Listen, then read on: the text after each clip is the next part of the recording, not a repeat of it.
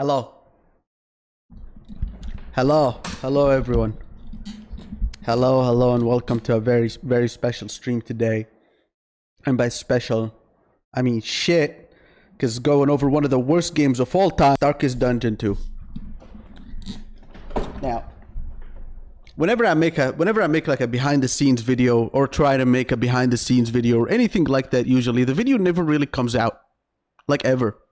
It gets deleted. I scrap the whole thing usually, or I just like, no, that really is like the one thing that always happens, isn't it? It's just I just scrap the entire project usually.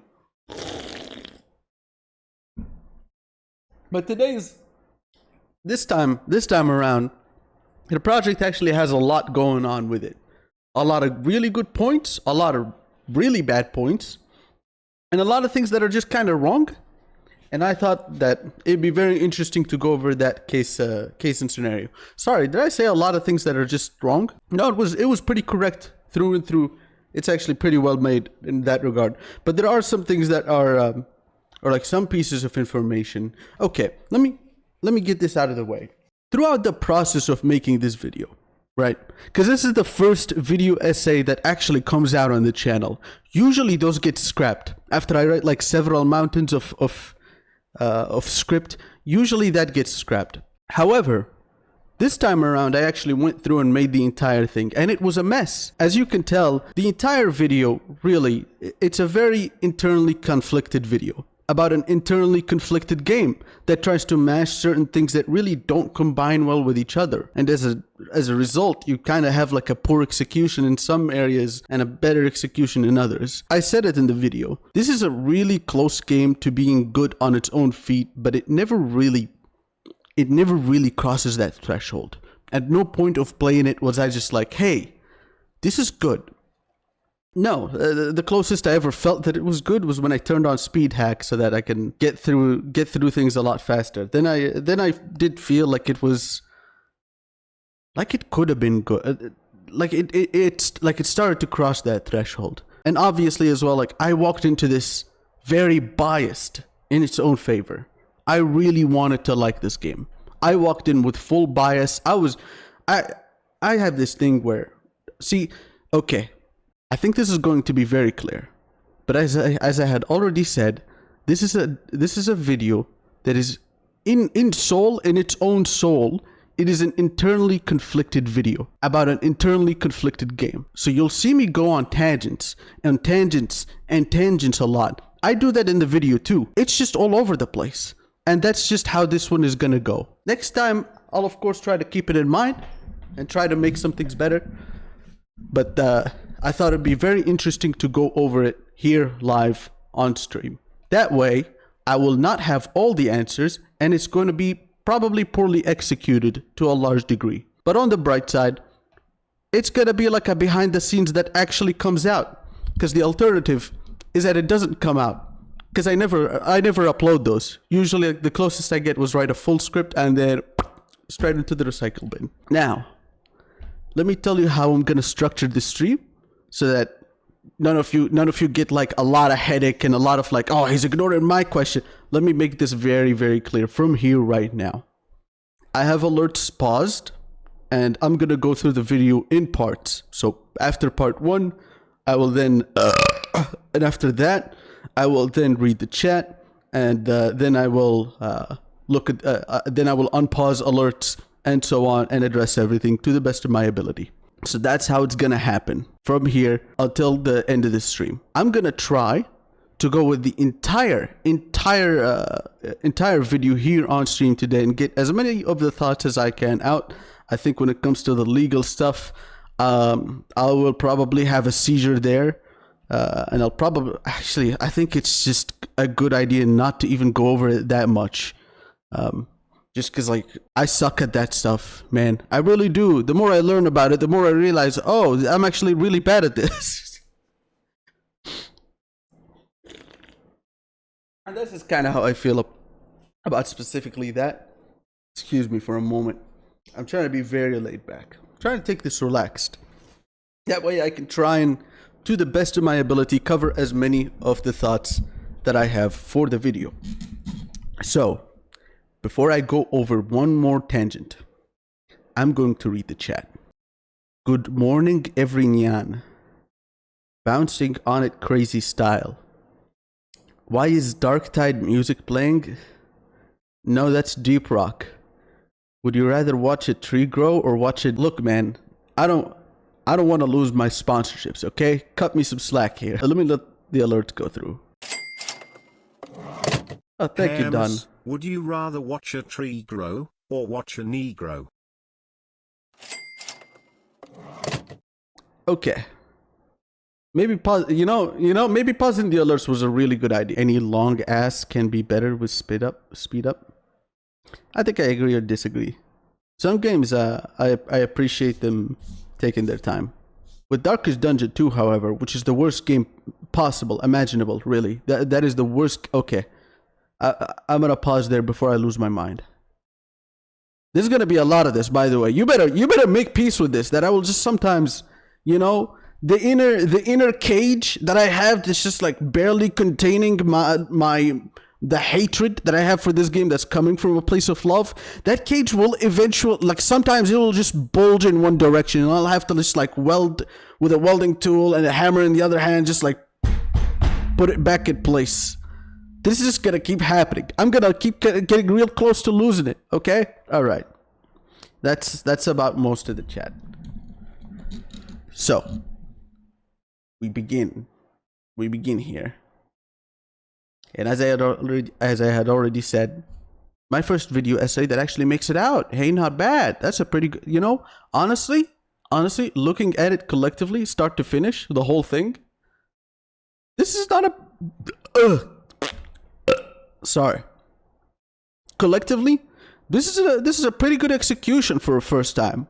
Of course, I don't think that excuses the mistakes that I made in this video. Some of the points are definitely more subjective than others, and there's also some informational errors, and I will try to point them out to the best of my memory and ability live, but I won't be able to give live examples because I had already uninstalled the game. Because by the end of the video, actually, I think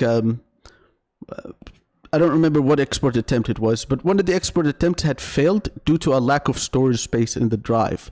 So I had to cut some fat in a lot of places, and uninstalling one of the worst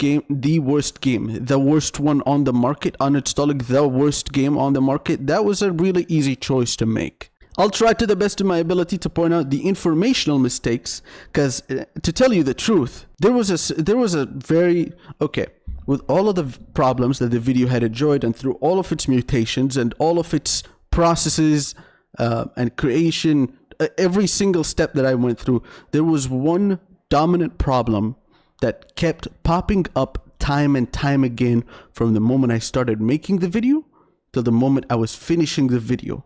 It kept popping up time and time again. And this problem can be summarized in a very simple criticism to the game.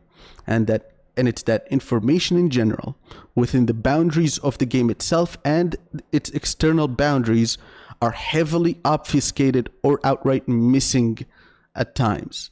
And it's a problem that kept happening. I remember just like I constantly kept going back to the script and like fixing it and editing, and sometimes like I had recorded and done the visual editorial part of it, and then later, way down the line, I would do some experiment and find out, oh, I was actually incorrect about this, so I would go back to fix that. This is a process that kept happening so many times. I kept correcting myself so many times that I had to start asking myself, is it fair for me to like alter my opinion on the experience that I had just because the game itself didn't convey its information that well?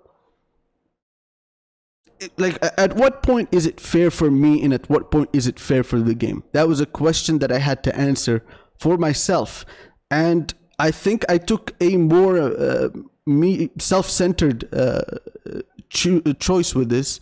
And the choice was that, okay, the corrections that I had made to the opinions that I had about the game, they will stay in the video. However, beyond that point, beyond the point of the things that I corrected, anything that comes after that, any mistakes that I make, that I genuinely believe this, I gave the game a good faith attempt to understand it and got things wrong, I will leave that in the script, in the video as it is. And I will not alter it as we go forward. Now, the video did take so incredibly long that some things about some of my criticisms towards the game did eventually get patched or addressed in some fashion. Not all of them was perfect, but it was, addressed by the developers. And honestly, props to them. They are really trying. Okay, maybe not really trying. We'll touch on that later. Maybe not really trying, but there is an attempt in there somewhere. There is an attempt to improve the game for what it is and for what it's, what it's worth. There is they're putting a back into it. Just one. We'll get into that later. But yeah, I got some things wrong. Some things are outdated. It is by every metric of the imagination not a perfect video. I personally think this was a pretty good execution. Maybe not pretty good. There's a lot that I would change. The video structure is very all over the place. But yeah. Excuse me for a moment. I'm taking a sip of my Coke. I'm gonna need to hydrate a lot for this one. You have no idea how much I hate this game. I hate this game with a passion. Honestly, they should have let me make the game. I would have just re-released the first one. Except the voice actor says men every third word he says. That would just be, honestly, did they pay no attention to their Steam Workshop? That's just what people want, honestly. Just say men and women, and that's darkest. That should have been Darkest Dungeon 2, honestly. They should have hired me. They should have put me at the helm of the shit. They should have done me. I love Darkest Dungeon 2. I am banning you for saying that. It's time we begin. We're like 20 minutes into the stream and one technical difficulty away. And I am, I tried my best to be, I'm going to try my best to be as honest as I possibly can. So when I think I fucked up and I remember it, I will try my best to point it out. I say and remember it because even though all of this video and almost in its entirety is still well within my heart and soul and mind, I have this thing with the videos where the moment I make them, I just wipe my RAM. Just clean. I remember like hardly anything about the video. So I do believe there's probably going to be some things that I miss about the video. All right. Enough talking. I fucking hate this game. Let's get into it. I love Darkest Dungeon 1. No, I don't! No, I don't! Don't say that, Hermos! Don't say it! Wait, no, sorry. This is Darkest Dungeon 1. Yeah, no, I love that game. I take it back. Excuse me. That's Darkest Dungeon 1. No, I love that game. That game is great. I love it. Sorry. I thought I said 2. My bad. I love Darkest Dungeon 1. I love it. The Lovecraftian narrative, the ambience, the voice acting, the random number generator decided to fuck me that day. It was awesome. So awesome that I went on to make my very first game review ever on that game. So when I heard that they were making a second one, in my eyes, it was basically the release of Half-Life. Yes! I was ecstatic, dude. Yes! I can't wait for the voice actor to kill himself again. And I treated that shit like fine wine, dude. It went right onto the wish list from the moment it popped up on Steam. And I gave it all the time in the world for all the balancing, the updates, the DLCs, and the 20 nerfs that will inevitably happen to A-Bomb. We'll get into that later. So I have this practice with games that I like where I will procrastinate playing them.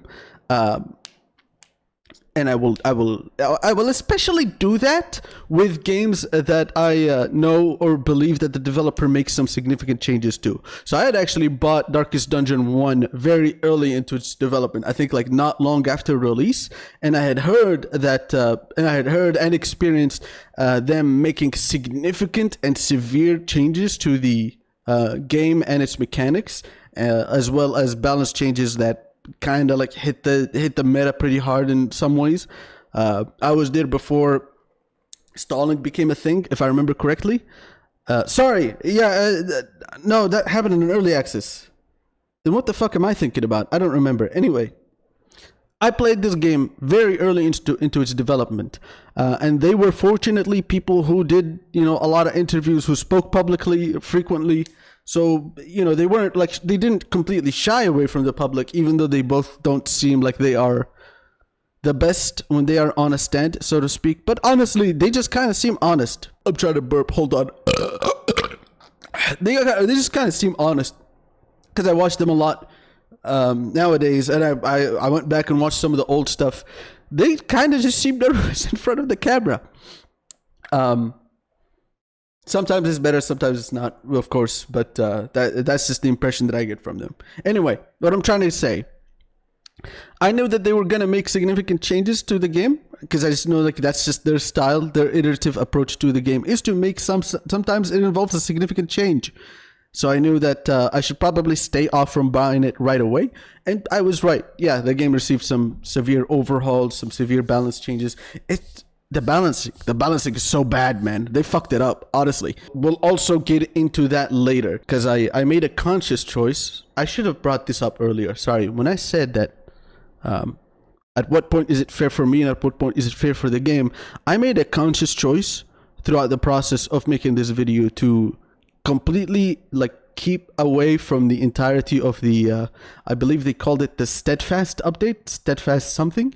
So to give you some heads up, or like to give you a quick TLDR, usually when they receive feedback, it goes straight into the recycle bin.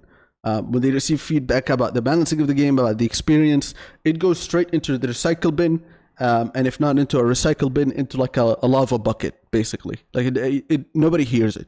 But this time around, they actually did something very, very interestingly different, where the people who make the balance changes themselves are going to go into Discord and talk to you about your experience and directly change the game as you go from there. So that was a very interesting way to see things. And they would make the changes, and then they would, see if it had the desired effect or not. So that is very interesting. And they did that, I think, for a month. And then recently announced a part 2 to that.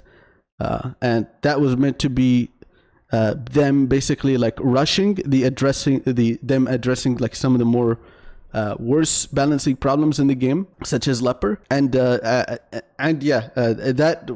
I knew in my heart of hearts, I knew what sort of approach was gonna happen, and I knew that it was gonna involve some sort of like severe or significant overhaul to what the current game as it stands is. So this is a part where I had to make a choice between, do I want the video to be outdated, just like have it be an honest video, reflective of my own experience, or do I try and make it an accurate video and go on to re-experience the game as it goes? I made the choice to completely ignore everything beyond that update. So Steadfast Part 1 and beyond, I didn't experience any of that. I didn't record any of that. I saw a little bit about the patch notes. I saw them mention Plague Doctor, and I knew it was a nerf. I don't even need to read it. I know it's a nerf. I know it's a nerf. I don't need to read it. Are you trying to cuck us and not show the full video? Yeah! You know what? Fuck you, Thirst. I'm talking about Darkest Dungeon 2 here. That means you're gonna sit there and you're gonna listen to me talk about this shit for as long as I want, for as long as I fucking do. I fucking hate when I see this game in front of me, I go. You can't see it. I'm wiggling my fucking fingers. I'm doing the thing where it's like I'm choking someone. If I'm gonna be talking about this game, then you're gonna sit there and be patient and listen to me, okay? Even if I'm just background noise, or if you're just being critical, either way, you gotta listen to this. You gotta listen to this shit. This will be a 7-hour stream. You know what? If it'll fucking kill me, I hate this game. You do not understand. I never knew I could be such a big hater before. Holy mama. I fucking. Okay. Anyhow, where's Jackoff? All right, that's enough of reading the chat. I gave it the time, man. I wanted to enjoy every bit of it all at once. I wanted to be there at the end of all the updates with fully featured products in my hands. Just and like the taste opportunity the beautiful design of the game. Just and like, now I introduce to you my it went wrong! It didn't go like that at all! Whenever I make a video on a game, it's always about a game that I'm generally positive about. In a nutshell, I'm a corporate chill and greed is my middle name. I kept watching this part in Adobe Premiere time and time again. I loved it so much. It's so reflective of the commentary. In a nutshell, I'm a corporate shell and greed is my middle name as I drag a pile of gold onto another pile of gold. And I want you to know, I walked into this game with full, unfiltered cognitive bias. This is a real desktop picture, by the way. I had it like this for many, many months. No joke. I had it like this for many, many months. Here's what it looks like now.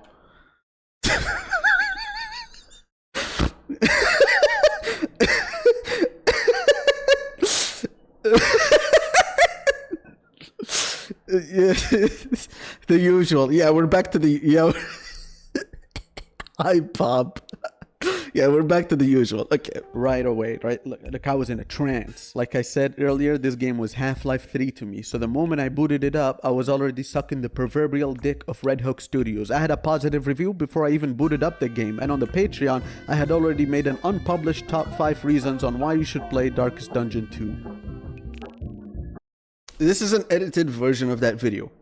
The actual video, well, it's the same idea.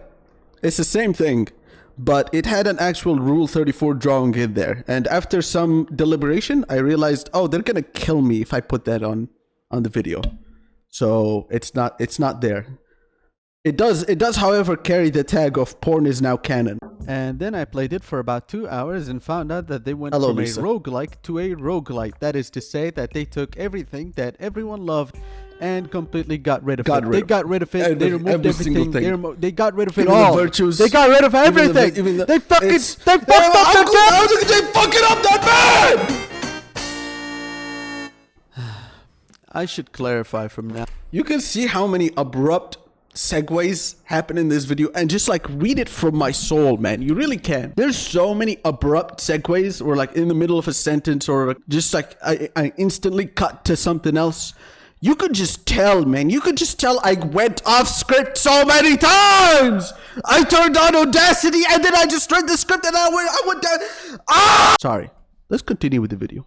Now that despite being called Darkest Dungeon 2, this game is anything but a sequel. For it to be a sequel, that insinuates that there's going to be major connections with the first game. Darkest Dungeon 2 takes place in a canonically different dimension where the developers tried to experiment with very different design choices, such as, what if Vestal was shit? So they have to be nearly dead to heal. Cool.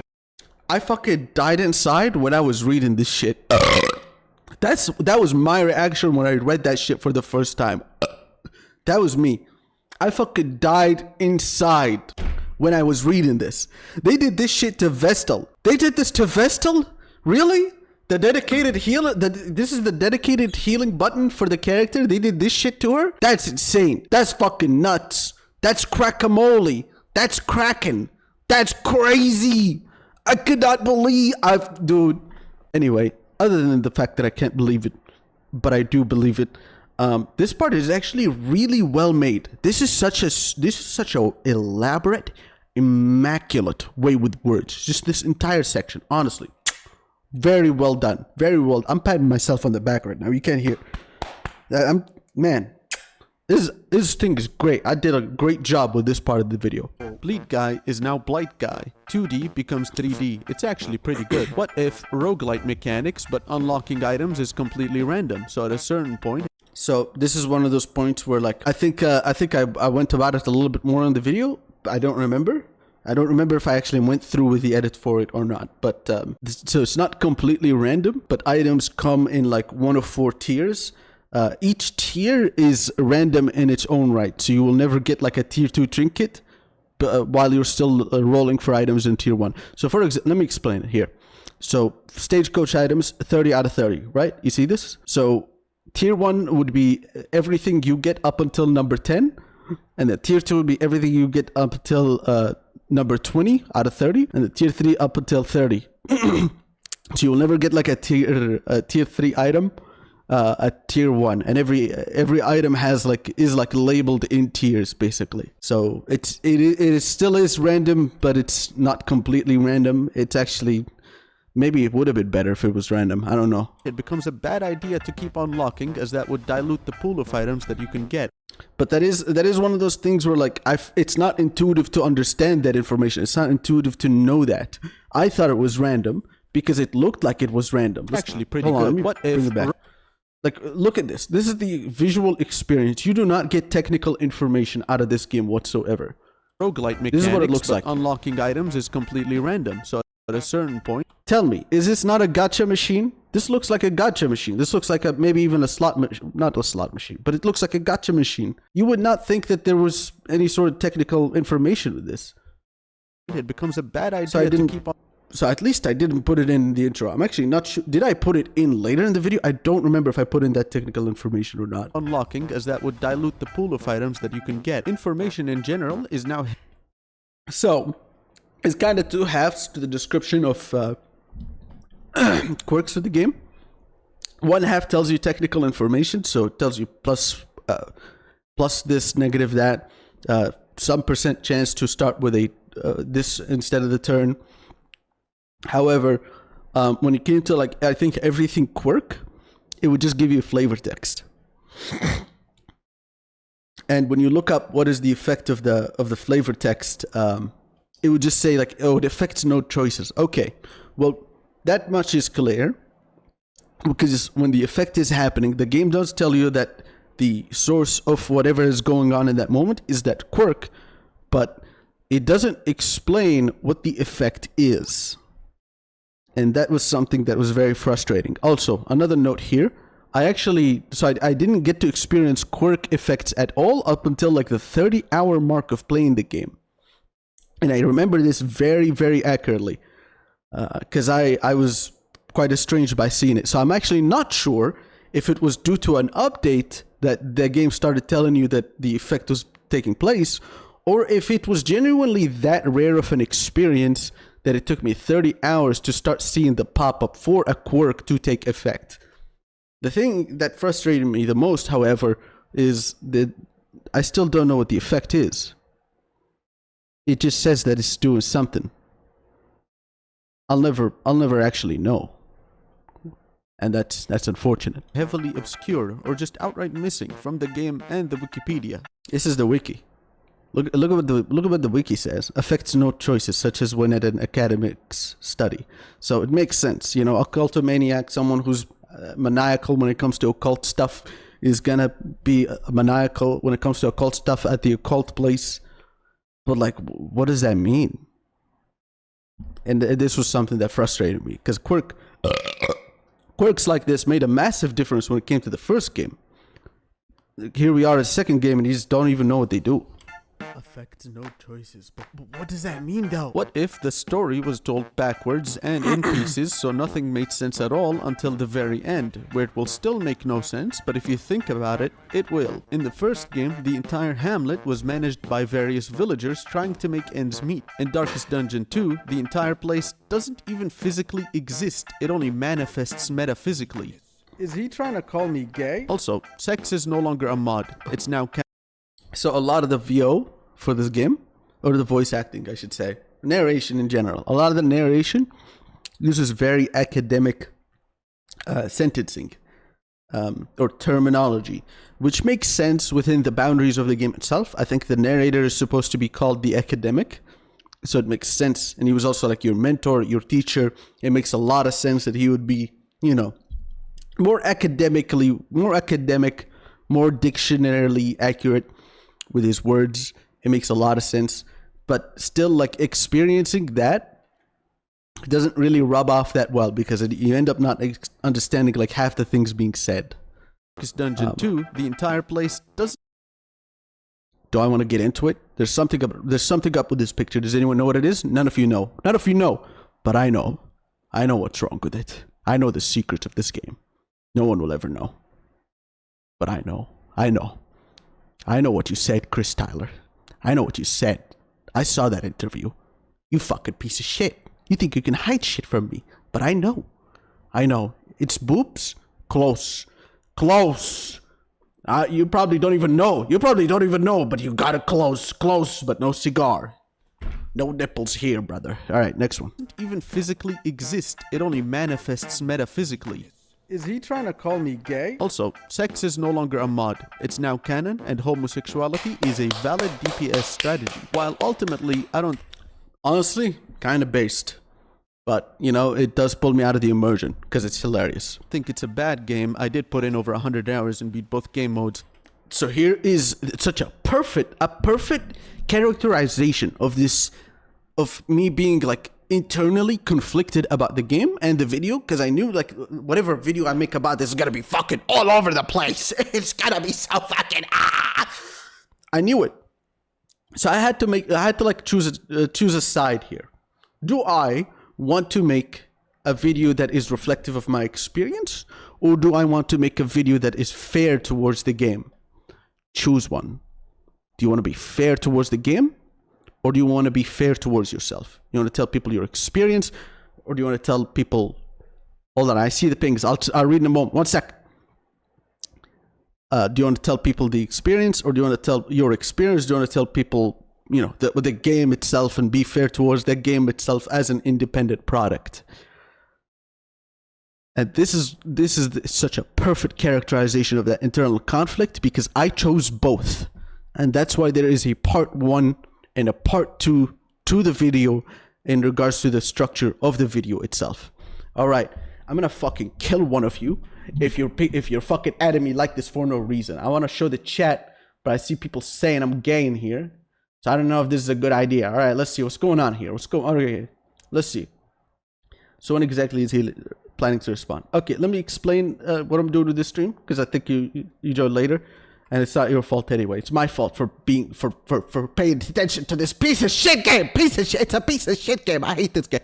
Anyway, so the way I'm doing this stream is that I'm going off of my commentary on my commentary. I'm going off on my commentary. I'm going insane. I'm going nuts as I go through the video, and I'll be taking breaks to read the chat more thoroughly and let the alerts play throughout each part of the video. So once part 1 is over, I'll read the chat, and then once part 2 is over, I'll read the chat. Part 3 over, I'll do that too, and then I will hopefully I'll kill myself by the end of the other ones, and I'll also let the alerts play. Okay, that's enough.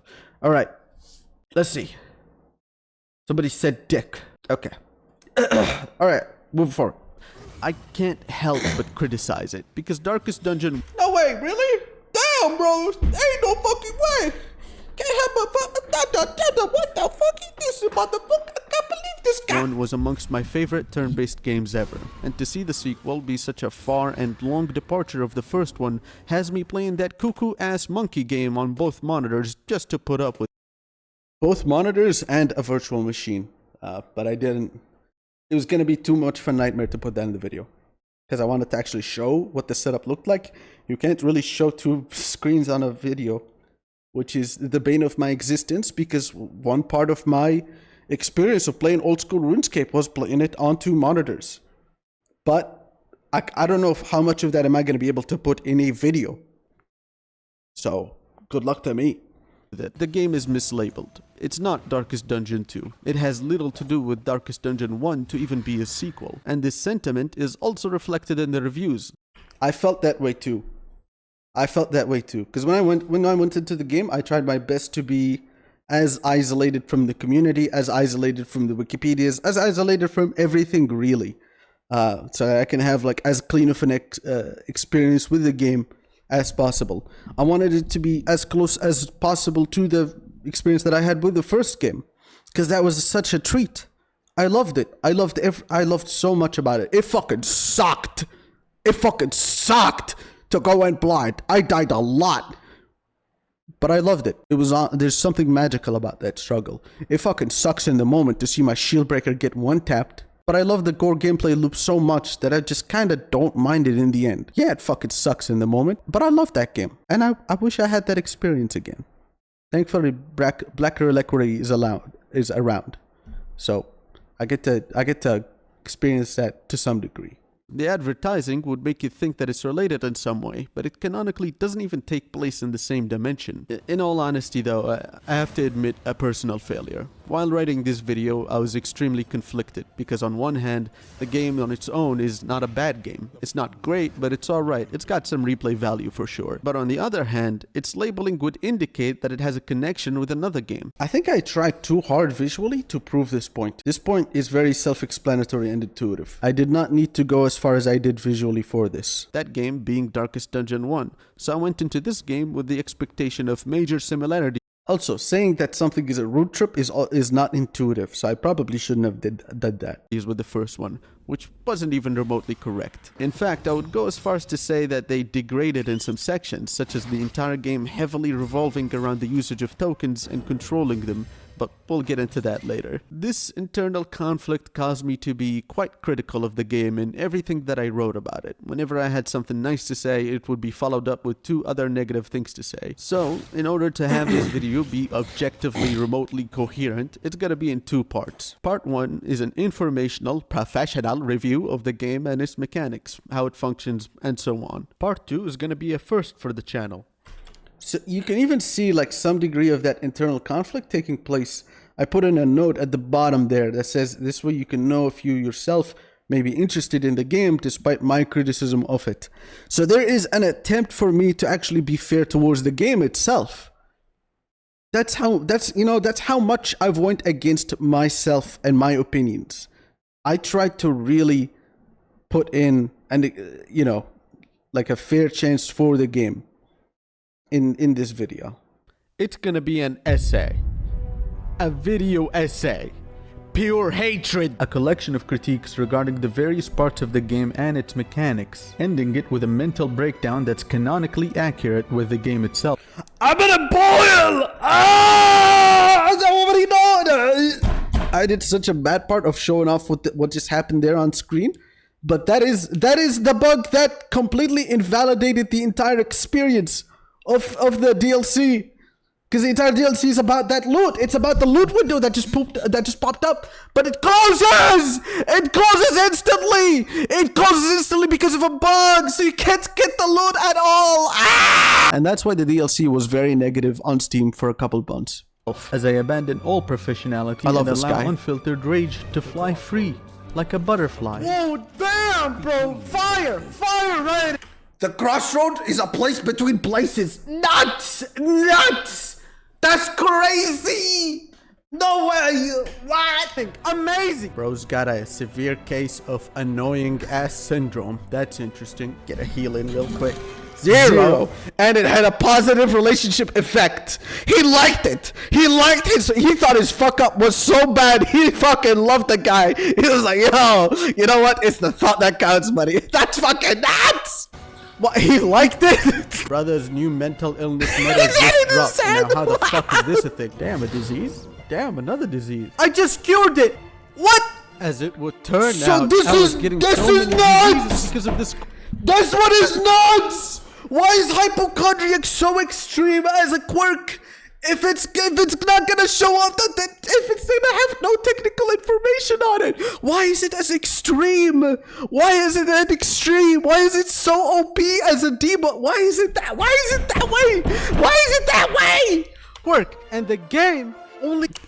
So it says here on 5%. Fuck, even this description sucks. Anyway, it's on hit 5% to obtain randomly. So it says here on hit, but this is any hit, by the way. So when you hit an enemy, the dice roll for it happens. When you get hit, the dice roll for it happens. It's any hit. So it's hitting and being hit. That's nuts. That's so common. It happens so commonly. Why is it? Inner peace. Let's just move on. He hits towards it. What the fuck? $25. They scammed me, man. They scammed me. I lost my 25 bucks.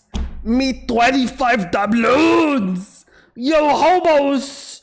Your hormones has lost his 25 double. I've went through easier experiences of getting scammed before, because at least when you get scammed, the dude is doing it for money. But this time around, I went in with starred eyes. I went in like looking at the up sky, and I was just like, I was so excited. I wanted to have a pleasant experience. And I trusted these guys with such a heart in my hands. I was completely foolish. I was completely gullible. You know, if they said, hey, it says gullible up on the ceiling, I would look up. I would. And you know, like, it's not a matter of the money as much as it is a matter of the money and them, like, giving me this horrendous garbage piece of shit is an experience back to me. It's so sad, man, when someone else gets hit or is hitting. No, when that character is hitting something or being hit by something. So this also involves your own people, by the way. It's fucking ridiculous. It's ridiculous. So if one of your teammates hits him, that the dice roll for it happens. I want to punch my monitor. I want to punch. They took my $25, man. I cannot believe it. I paid $25 for this shit. I bought it on a discount, by the way. That's why it's 25 and not 40. They made me pay $25. $25. 25 of them. I paid $25.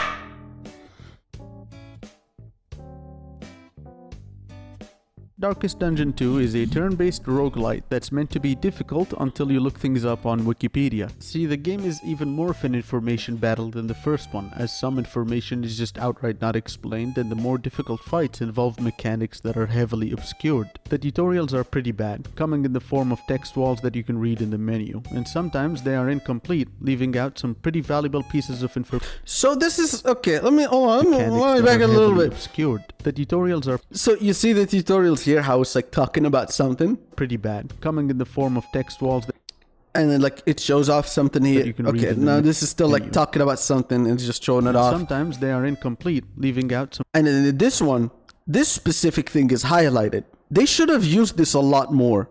This is a very critical criticism here. They should have used this highlight feature way more. Because holy moly, man. It's like they don't do that bad of a job, but it's just like they do a really bad job. Okay, I gotta just move on. I'm not gonna do a good job explaining this one. You can think I'm crazy if you want. I can't blame you. It's my fault. pretty valuable pieces of information. For example, one important mechanic I Wait, did you lose your mod status when I banned you? Oh shit, you did, didn't you? Also, hello Trick. Well, welcome, man. I'm losing my mind. The stream. This is the I lose my mind the stream. Also, whoops, I did not know banning a moderator bans the moderator. My bad. discovered after beating the game is that the higher the stress on your heroes, the less likely I'm gonna punch my monitor if I talk about this one. I can't believe it. I cannot believe. We're just moving on. they are to get positive relationship points with the others. This is a pretty important piece of information, and it's never explained in the game. I think you're meant to just guess that it exists, and I didn't. There's quite a few examples of this. So, things will look difficult until you figure out the mechanics involved. I keep showing off this boss so many times throughout this video. I had this thing where like how much spoilery do I want to be with the game? I know there's nobody that plays this boss without looking him up. So I was just like, it's okay if I show this guy. It's okay. It's okay if I show this guy. You know, does anyone play this game? Does anyone play this boss without opening a wiki page about him? Well, if you did it by luck. Because the game doesn't tell you what the fuck he does. It's a guessing game.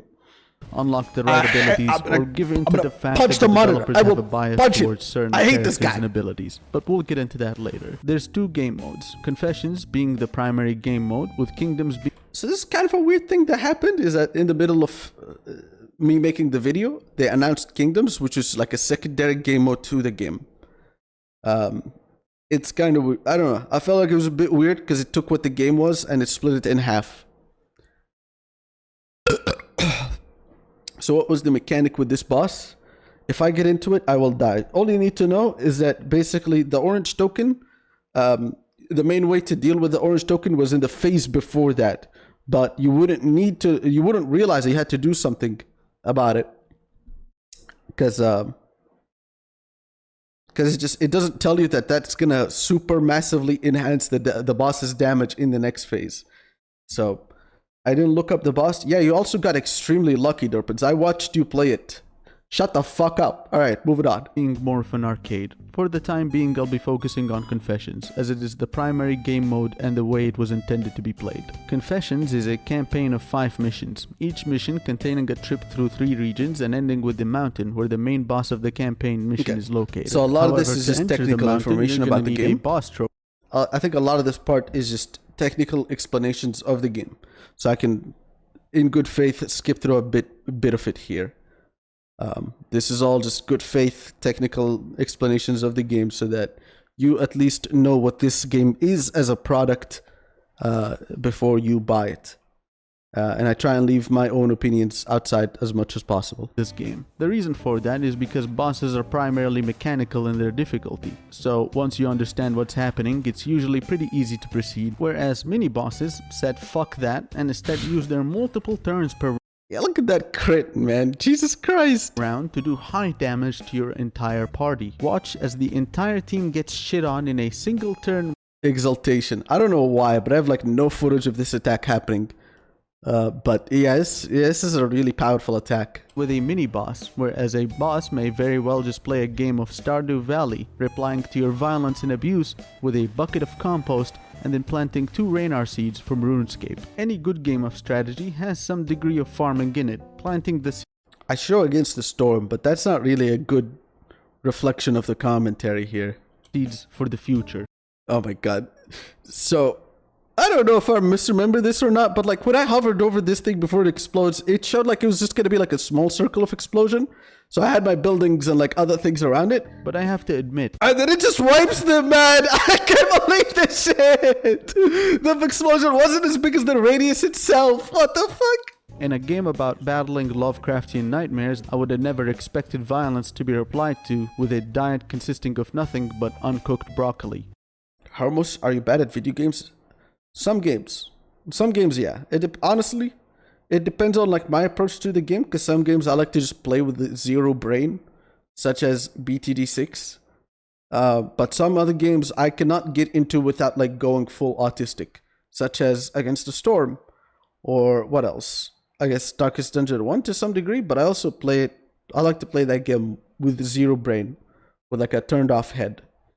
So it kind of depends on my approach to the game, but yeah, no, if I want to get good, I usually am good. Fuck, I hate Windows 10 or 11 or whatever this is.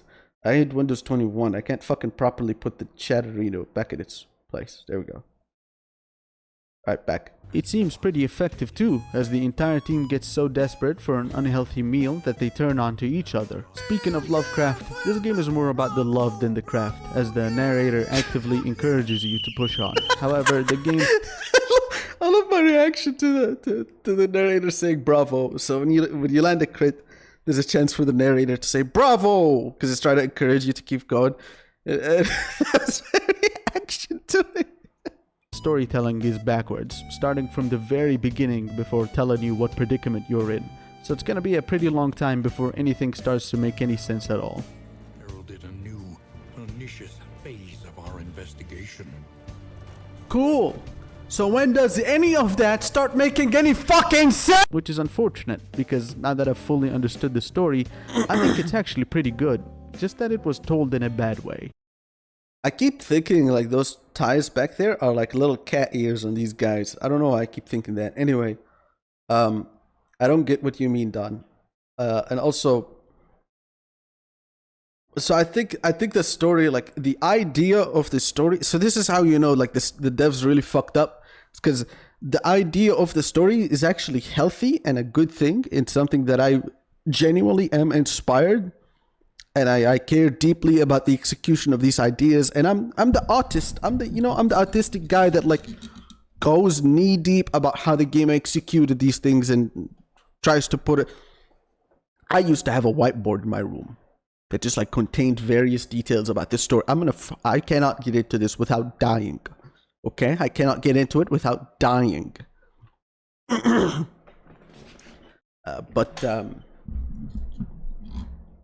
I guess I just can't get into it without dying. Anyway, I like the idea. The idea is something that is very healthy, but whenever I looked into the execution of how it was done, there was always just holes on holes on holes, man. Like it really left a lot more to be desired.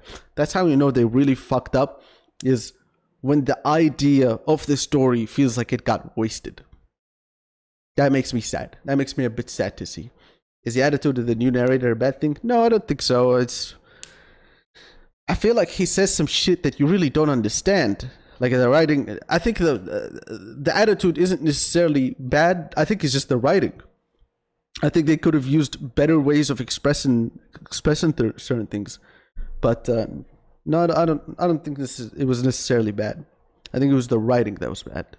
Let me give you an example. I had a cat once, and it lived its entire life in pure passion, containing nothing but love for all the people around her, even to the people that she didn't know. This happened, by the way. This is a real story. I forget her name. I had way too many cats in my life. Anyway, this just happened. Like, she was chilling. She loved everyone. Had literally like zero thoughts of hatred in her head. And then one day she just kind of like crosses the balcony, just like gets violent. Then one day, with seemingly no reason, she started crossing And it was from our specifically balcony the to oldest neighbors, person. where it would then pick a fight with the most elderly person in there consistently. Now imagine if what I just told you was somehow connected Even if it was a different person, for some reason, like it was only ever if they were older or the oldest. I don't know why. to Darkest Dungeon 2's story. You'd think to yourself, wow, that example makes no sense and is seemingly completely disconnected with This meme fucking sucks to reflect the commentary, but it's there, I guess. the environment and everything happening in it. And you'd be quite right. That's exactly how the game tells its story. So you're likely to play the game, not understand much about the story, then go watch a video that explains it all. And then So this is a video I watched. It's honestly like a really good attempt to fill in the many holes of the game. But it is, it's filling a lot of holes with the game. I was thinking about getting into the story with the video as well. And then I realized I can't get into it without dying. So I decided not to. think to yourself, damn, my man is not only fucked up Shout in out, his... by the way, shout out to that guy. That's actually like a So you're fairly... likely to play the game, not understand much about the story. Let me see then if I can find it. Squatch Gaming Official. This is actually like a pretty competent recollection of the game's story. Props to him, man, for trying to actually like put something together out of the tragedy that was this game. Sorry, moving on. See, I can't get into it without dying. Watch a video that explains it all, and then think to yourself, damn, my man is not only fucked up in his imagination, but his definition of basic geometry as well. The gameplay revolves around you making your team off AliExpress edition of the Maserati. The Maserati. They ironically The get you to Maserati. play the Subway Surfer ass minigame. The As you go Maserati. from location to another and choose your route, you'll have to interact with the various points of interest. Your team of heroes will react differently. For example, one hero might offer I'm to trade skipping relics sometimes for other 'cause- items. One So sometimes I skip because this is a lot of technical information. I don't think anyone's interested about this. We're here for the commentary. hero might spend time helping them out for pay, while another will just say, hey, that's some nice stacks of cash you got there. It's so unfortunate that my gun happens to misfire 13 times into your body, and The number of times that the gun shoots there happens to be exactly 13. I did not plan that out. that your money was simply completely surrounded in glue. So I couldn't give it back and had to leave with it. Man, that's so unfortunate. What an unlikely I love this gift so much. set of circumstances. Wish I could do anything about it though. Addressing the war crime allegations, minus torch plus relics. That's so funny. Depending on your choices, but mostly your luck, your team will have either a positive or negative relationship with each other, though every choice will tell you how it affects. Okay, more technical information. If a relationship is, the more likely it is to stay negative. You'll get some situations where the highwayman, the guy whose career is to literally steal, will outright despise the other member of the team that you keep choosing over him to steal from people. And if no choice was involved, then the subject is gonna be a lot more ethnically concerned, because while driving, there's a random chance for your heroes to banter with each other, saying shit like, damn bro, you look more flamboyant than usual. At which point, the reply is gonna be something along the lines of either, thanks man, appreciate you, or 192.168.35.33. Every relationship starts neutral at 10 out of 20 points. I always assumed it was 10 out of 20. it was the one time where I had to go find footage specifically for this that I realized, oh my god, I was lied to. It is not 10 out of 20. It is 9 out of 20. Ah! And by lied to, I mean I lied to myself. Damn, presumptuousness goes hard. With 0 being an extremely high chance of a negative relationship and 20 out of 20 being an extremely high chance of a positive relationship. If this sounds intuitive, well, as is with a lot of things in this game, it's intuitive with a catch, as every point doesn't matter until you reach certain thresholds in relationship points. The game, of course, never relays this information. I had to find it on the wiki. So this is one of those things where like I never intuitively With a catch, as every... So this is one of those things where like I never intuitively understood this UI. So I never interpreted anything from what I was looking at here. In that like the diamonds are apparently supposed to be a reflection of the numbers. But like when I saw the numbers and I saw the bar, I thought it was going to be the bar that was a reflection of it. Apparently no, the bar is supposed to be a reflection of when something is very negative, neutral, positive, very positive. So that's what it's supposed to be a reflection of, and that it was actually the diamonds. It's supposed to be like a ruler. So this is supposed to be like a ruler, and it's like, okay, well, if you have this diamond, the next diamond, of which is this one, puts you into the neutral category. So I guess this would be like the 9th diamond. So this would be 3. 1, 2, 3, 4, 5, 6, 7, 8, 9. 9. So this would be 9 out of 20. This is where you start by default. It looks unintuitive, doesn't it? I did not intuitively see this. So this is a distinction that I had with this game, is that I could have been more intuitive with it. I definitely could have done a better job understanding this stuff, but I think I've given it like a good faith attempt. Like what I've seen some critiques saying like I played the whole game with my eyes blind. It's like, no, I gave this game a good faith attempt. I was pretty good with the way I intuitively saw things. And I think like, could I have been? I don't think I was perfect. I think maybe like this is one of those points where like I could have been a little bit better, but you look at this and you can't really interpret this for much. You're supposed to think this is like a ruler? That makes no sense to me. But whatever, I guess. I don't really know anyone who interpreted this as a ruler, but I guess it made sense for some people. Every point doesn't matter until you reach certain thresholds in relationship points. The game, of course, never relays this information. I had to... Yeah, it is more biased to give you a negative relationship. It is meant to... the whole thing is designed to be like biased to giving you negative. That's why I say like the more negative it is, the more likely it is to stay negative. Because also like the more upset two are at each other, the more likely they are to hurt each other, the more likely they are to be upset at each other again, and it is a spiral, and it's a very, very like struggle of trying to keep children happy with the relationship system. Find it on the wiki. Another piece of hidden information is that the stress level of every hero affects the chances of their banter being positive, with higher stress reducing the chance of positive banter. I found out about this by reading. So this is the part where like, could I have been more intuitive with this part of the game? Yes, but I was not like, this is all a good faith attempt. You know, I was playing this game when I was autistic. I was playing this game when I was zero brain. I played it on like all of my usual, degrees of intelligence. And I found out about this mechanic when I read like December 2022. This is the patch note where I learned that this mechanic is a thing. It's hinted at a little bit, like when you hover over it, it will say very high, or it will say high stress. But like high stress starts at 4 out of 10. How am I supposed to think that it's I'm moving on. You know what? It's not my fault. I gave this game a pretty good chance. 2-year-old patch notes. At the end of every region, you will reach an inn. They act as a checkpoint of sorts. It comes with a shop where you can buy various items, like combat items, which are consumables that you can use as a free action in a fight. There's also inn items, which is a broad term for a bunch of items that you can use to get a buff that will last for the... I tried to highlight like the border color of the item, but I don't know. I don't think I did a good job with it. roll the chance. Skip it forward a bit. This is for a relationship. When he pauses, new video out? Yeah, it's been out for like a week. Positive relationship forms a random. Where I'm going over it right now is like a commentary, but I'm not actually gonna show the whole thing. I'm just giving my commentary. I'm going over the parts where like I recall I have something extra to say or something to note, and then I go over it.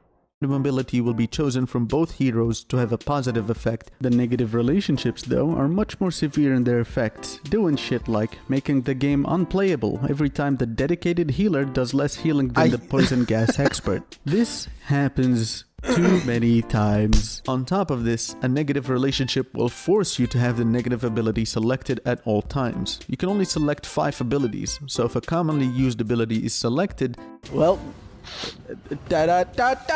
I'm fucking dead. the relationship system feels like a slippery slope for the most part.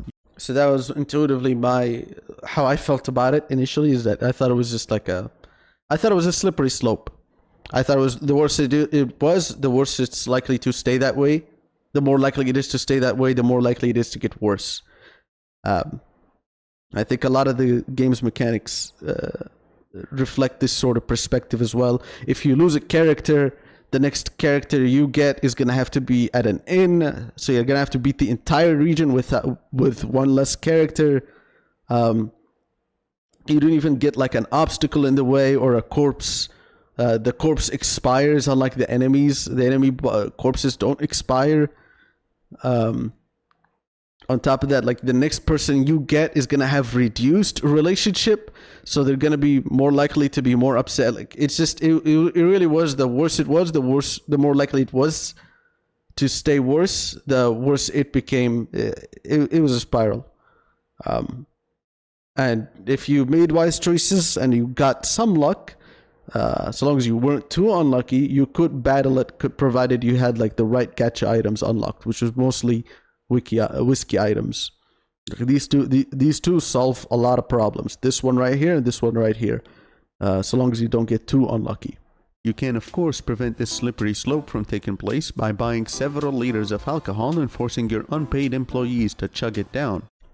Nothing makes friends better than turning their body from 70% water to a 70% chance for a car accident. But this is only possible if 2 things take place. Number 1, you gambled hard enough to get it from the gacha machine. And number 2, it shows up in the shops and you happen to have the cash for it. Which, much like the gambling phenomena that I keep experiencing with this game, it's there when I don't want it and never there when I do want it. That And is if so it's ever there accurate. when I do want it, it's in the form of 1 relationship point for 8 gold. Which can only be defined as a really good inside joke implemented into the game by the developers. Every hero starts out with 5 abilities, with 6 other unlockable abilities. You can unlock abilities by exploring the story of each hero, which you do at a location called the Shrine of Reflection. I really liked the Shrine of Reflection mechanic. I did not like how much it like slowed things down in regards to like unlocking the character, because it was a rare enough location that it took what was it that I measured it at again, 3 to 6 hours to fully unlock a character, and that is a ridiculously high bar for a character. And not to mention, like every time you go to one of these locations, that is a decision where you could have went to something else that could have helped you more directly, because to go to one of these, you're gonna have to like give up a choice on one of the others. I show off this one because like this is one where everything goes into it, but it's not always like this. Sometimes it is a choice, and sometimes you find it at a question mark too. So that really was my main problem with it. It's just like 3 to 6 hours is way too much to unlock things. You find it randomly on a run. Every unlock is permanent and is And you could also just end up unlocking shit abilities. So it really could be a waste of time sometimes. shared across all runs. The game functions off of a currency called hope. You get some with every run. Before you start any run, you will visit a spot called the Altar of Hope. This is where you spend hope for various upgrades or unlockables, such as bigger inventory, higher durability on the Maserati, new heroes, subclasses, and cosmetics. I have more to say about the progression system, but for it to make sense, you have to understand the combat itself and the design around it. Here The we go. combat is very similar to its predecessor on a surface this level. It's still turn-based, and you're managing not just the health, but also the stress of every hero. If health hits 0, the hero enters Death's Door, where every hit has a chance to kill off the hero for good. If stress maxes out, your character experiences a mental breakdown, putting their health to 5%. And only a mental breakdown. They removed all the other cool stuff, like being selfish, being masochistic. They only And losing a lot of relationship points with everyone else. Where the game functions very differently is in 2 ways. First of all, stunning has been almost completely removed, and stalling as a strategy has been overkilled in this game, largely due to the strict rules around healing in general. You can heal health passively as you travel around the map, but you can't heal stress passively. You have to manually heal that with abilities in the middle of a fight. This change might not sound like much, but if you understand how the first game functioned, you'll know that one of the most dominant mid-combat strategies was to stall. You would often bring a team that's capable of doing that, with some members on the team having the dedicated role to stun and crowd control. I think I did a really good job with the idea of presenting the differences between those two games and how they fundamentally, due to those differences, how they fundamentally feel very different and play very different. And as such, Dark Souls 2 feels way worse than the first one. I think I did a really good job with the idea of presenting that idea, but I did a really bad job at technically explaining the idea.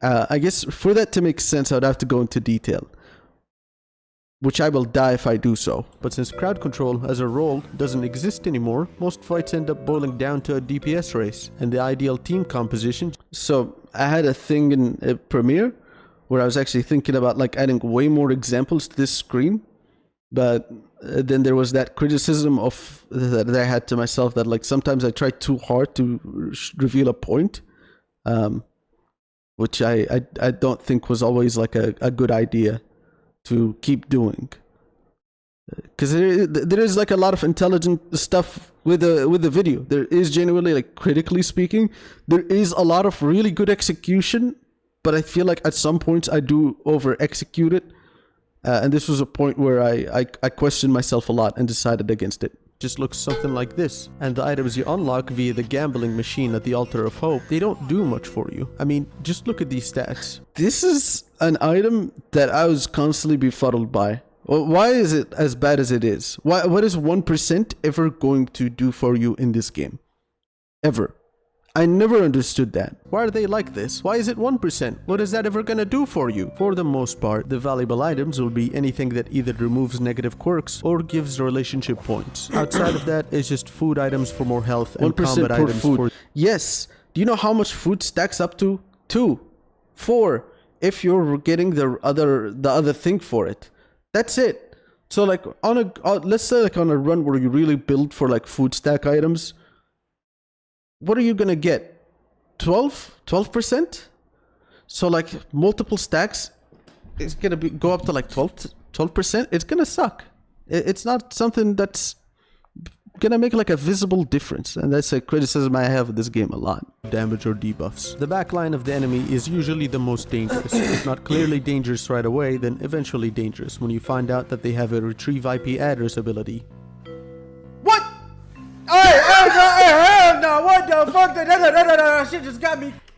I started seeing this dog around like the 100-hour mark or something like that. I was actually here to get footage for the video. And that's when I saw this dog for the first time.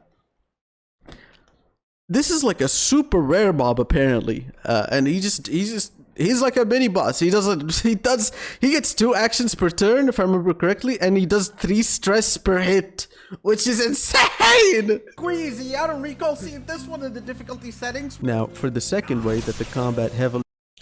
As I was rewatching the video, I realized I used this gif twice. Sorry, joke twice. This little fuck meme here.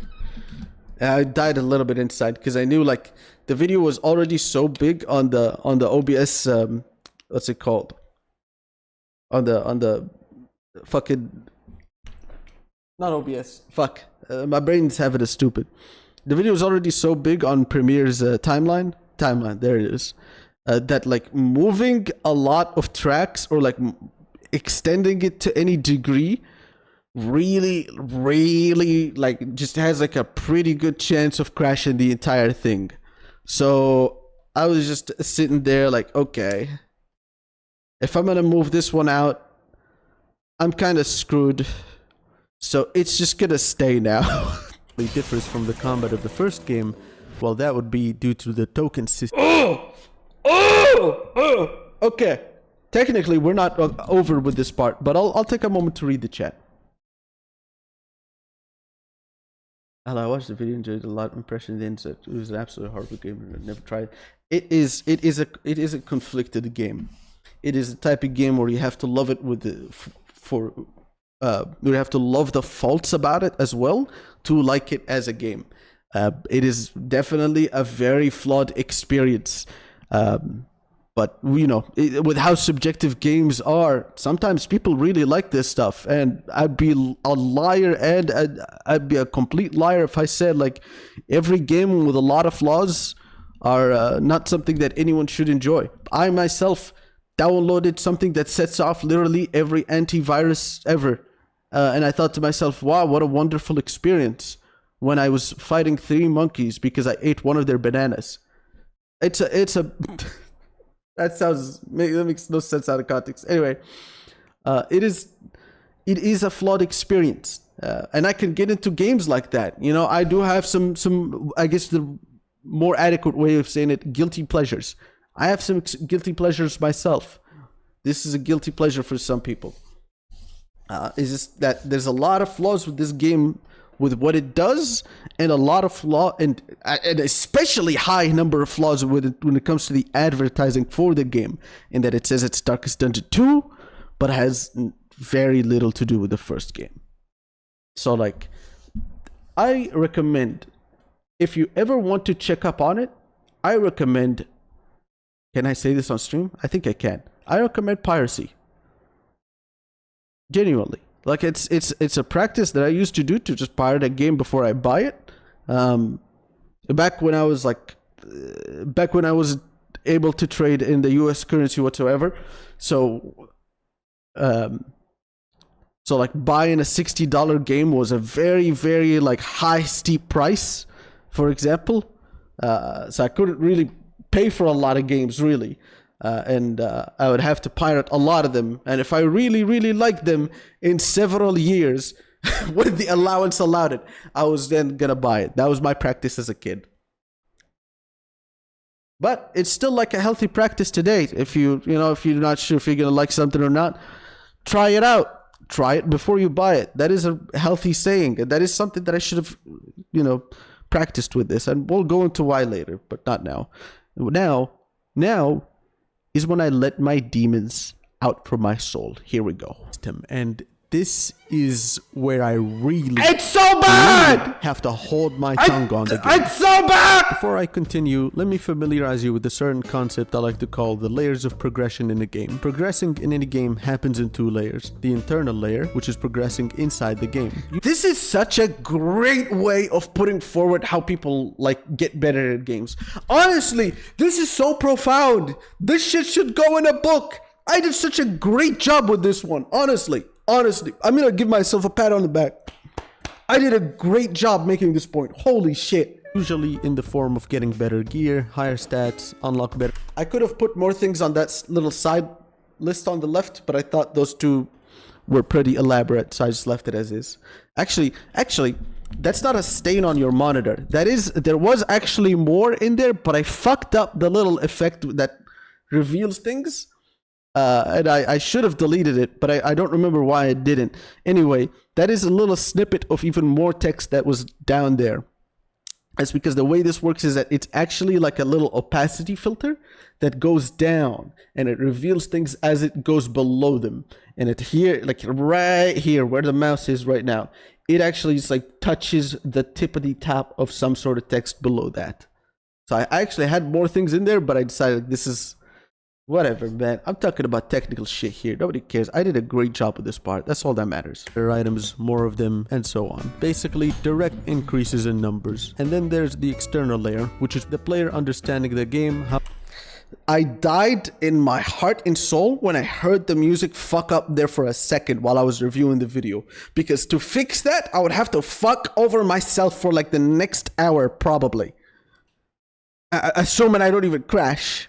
I was so sad, man. I can't believe I fucked that up. How it functions and most effective tactics. While you can unlock quite a lot of items at the Altar of Hope, and some of those items can be quite powerful, most of the progression takes place through you in the external layer, as the game can heavily obscure some of the key information. So this is another one of those enemies that I've only ever seen like after beating the game. I don't know if they unlock after you beat the game or what, but yeah, when I went to collect footage for the video, that's when I saw this guy. He's a rare version of the Arbalist enemy.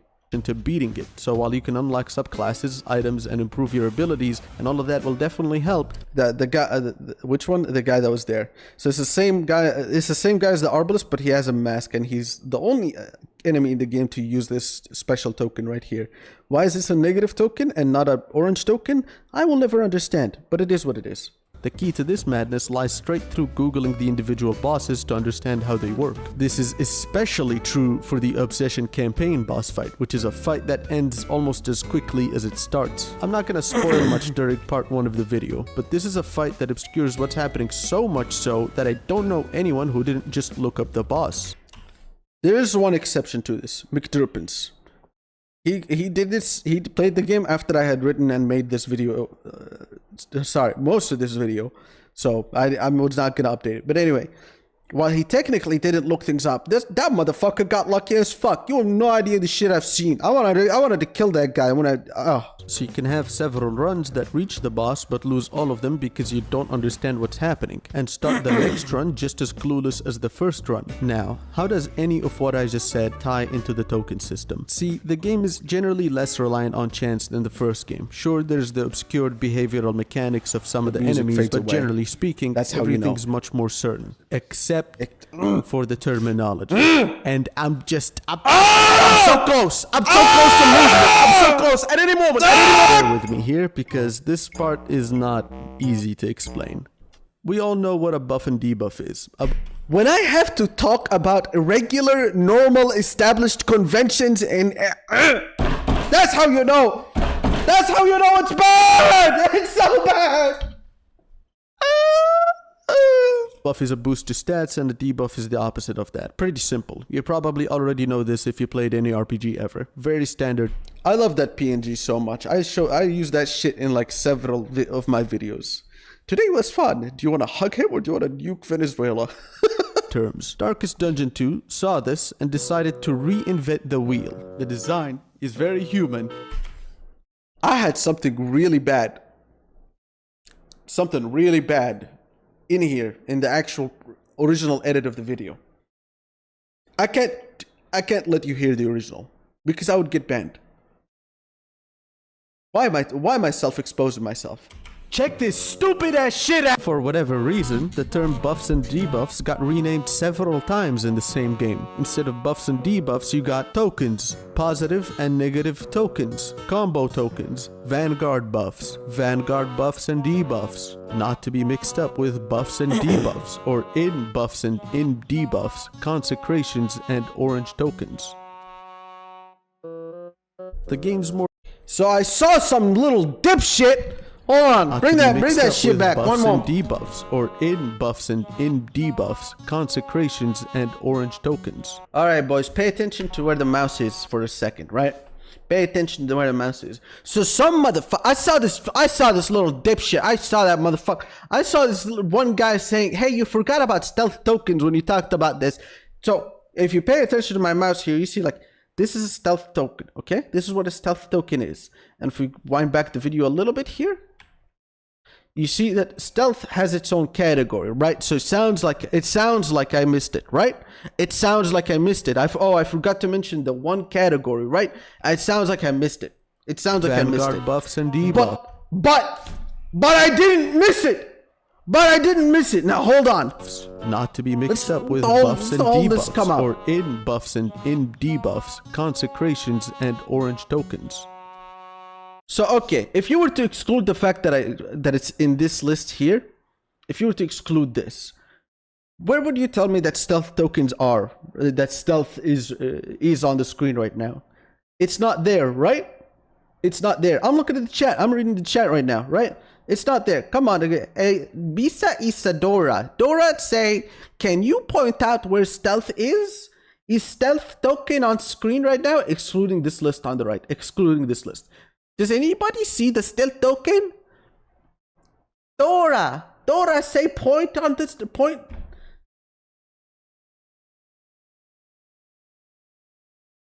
Does anybody else see the stealth token? Does anybody? Okay, what if I'm stealth is on the right. I said excluding this list. Excluding this. Fuck. Whatever. Okay. What a bad joke isn't funny. I'm just quit streaming tomorrow. Anyway. All right. So I saw someone say I didn't mention it. No, I did. No, I did. If you exclude this list right here, stealth is on the screen. You know where it is? You know where it is? It's a positive token. Nobody knows this. Nobody knows this, but it counts as a positive token in the game's mechanics. Why? I don't know. It's probably a bug, but it does. It works as a positive token. It works when you try to use things that interact with positive tokens. It includes the stealth token. So I did not miss. That little shit that said I missed stealth tokens. I'm gonna kill him. I will kill him because I wasn't wrong. He didn't know that it was. Moving on. Inner Peace. The game's more difficult battles revolve around controlling tokens, so this is a system that you'll be interacting with quite a lot if you're looking to win. There's an in-game list of every token in the game, but not only is it missing a lot, but stealth has its own category when it's actually a positive token. Yeah, so you're saying stealth token is very stealthy, token is just hiding. You ding, ding, ding, ding, we got a winner, yes, that's what it's. Moving on, I'm gonna kill my. Okay. It doesn't explain itself on some things either. For example, it took me around 70 hours to find out what the worship. It took me a really long time to know what this one does. Goddamn. Worship token does. The thing is, on its own. So the reason it took me really long to figure it out is because I always prioritized killing this guy at the start of every cultist fight where I saw him. So I would usually kill him round 2 because of my setup. My setup is very backline damage heavy. So I never actually got to see what he does. It doesn't do anything. It's a mechanical token. It can only be used in special conditions. I saw some criticisms of people saying like, how the hell did you not know this? Well, the thing is, if you let this guy live until like round 3, you might be able to see what it does. I never let that happen. Legitimately, like ever since I saw him heal them once or heal them twice, I never gave this guy a chance ever again.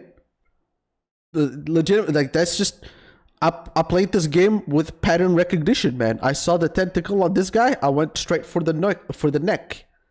You know, it's just how I played it. Boss or special types of enemies. What's confusing though is the conditions are never clarified in game, and if the conditions are never met, they still generate the token. They just don't use it, and you're left asking the question about what I do. Anyway, buffs and debuffs still exist, except that they exist in 2 separate UIs. You know, I'm starting to think, with how separated the UIs are, they really should have called this game Segregation Dungeon 2. Tokens. That joke crashed Adobe Premiere several times. I never understood why. Are a one-time use. Sorry, it didn't crash Adobe Premiere. It crashed the export process several times. I'll never understand why. For example, a strength token causes the next hit the character does to do 50% more damage, and once it gets used up, it's gone. Positive tokens are yellow, while negative tokens are blue. This distinction is important because there's 2 abilities in the entire game that interact with them separately. Very quickly though, you'll... This ability is most potent because if you can produce a lot of positive tokens, you can just get a lot of healing done. Something that something that Man-at-Arms is very capable of doing. Find one of those abilities becoming the center of everything you do. The rest is basically buffs but with mechanics. Orange tokens usually allow the enemy to use special abilities or receive unique buffs. I have a lot more to say about this, but I decided that getting detailed about the token system is pointless. I also realized after deleting this script 12 times in a row that if I get into it, we're never gonna see the light of day again. So instead, I'm gonna do that in part 2. You can think of it as buffs and debuffs, but they can be turned to other things depending on whatever's going on at the time. We live in the Disney Channel! I have to point out a certain problem with the game. There's this overarching narrative that you're learning by failing and that you'll eventually learn enough to overcome the final bosses. This wouldn't be a problem had failure sometimes meant losing 3 hours of a single run, and all you have to show for it is some vivid understanding of a poorly communicated mechanic, and that's assuming it's communicated at all. I'm next. Yeah, I would fucking hope so. What is he gonna do otherwise? Bust into a rhythm and rhyme and sing gas? Learning by failure is best executed when the game respects your time in the process. For example, in Elden Ring, there's a bonfire relatively close to every boss, so you don't waste much time before getting right back into fighting the boss after a failed run. So that's not completely accurate with Elden Ring. There's also a Statue of America, which is not a bonfire, but there are some bosses where it's just not there. I should have said Dark Souls 3. That is a much better, more accurate comparison.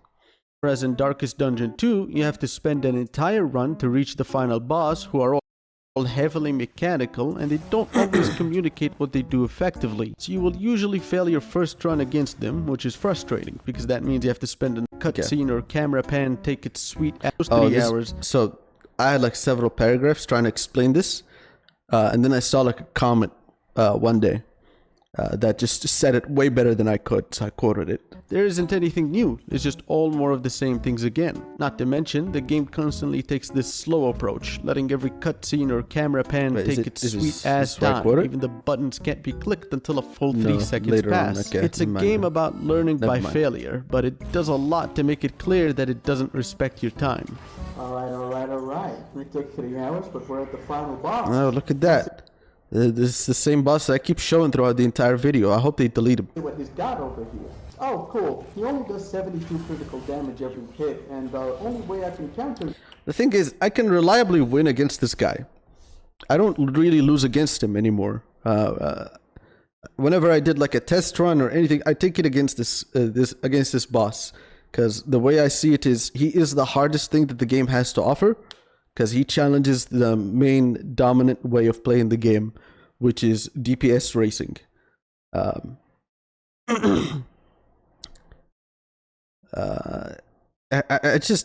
still feel like, despite being able to beat him reliably, I still feel like his mechanic isn't something that fits with the game at all. I want to kill this boss. I want to kill the monitor too. This was in the previous phase.